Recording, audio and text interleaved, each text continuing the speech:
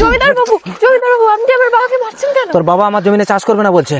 আপনি আমাদের জমি জোর করে দখল করে আমার বাবাকে দিয়ে চাষ করবেন? করবেন না। তোর বাবা যদি চাষ না করে এই জমিতে মেরে পুঁতে দেবে এক্ষুনি। বাবা চলো, থানায় চলো। যা, কোনো লাভ হবে না, থানার বড়বাবু আমার ছেলে। চলো।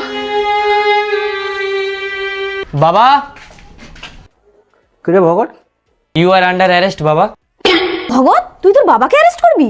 মা, আমি একজন আইনের রক্ষক, আর আইনের কাছে বন্ধু, তুমি যদি শয়তানকে ভালোবেসে থাকো তাহলে লাইক সাবস্ক্রাইব কিছুই করবে না, আর যদি মা বাবাকে ভালোবেসে থাকো তাহলে লাইক সাবস্ক্রাইব অবশ্যই করবে। বাবা মা বলে কিচ্ছু হয় না, অপরাধী অপরাধী হয়।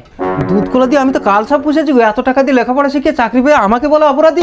তুমি এতকাল এনার জমি জায়গা দখল করে এনার উপরে অত্যাচার করেছো, আর সেই টাকায় আমাকে লেখাপড়া শিখিয়েছো, তাই এনাকে আমি সসম্মানে এনার ন্যায্য বিচার দিতে চাই। চলো বাবা। খগেন, তোর এত বড় সাহস, তুই আমার নামে থানায় নালিশ করিস? চলো বাবা। আমার জমি জায়গা তোমাদের সব দিয়ে দেবো, তুমি আমার স্বামীকে ছেড়ে দিতে বলো না। হ্যাঁ খগেন, তো সব জমি আমি ছেড়ে দেবো।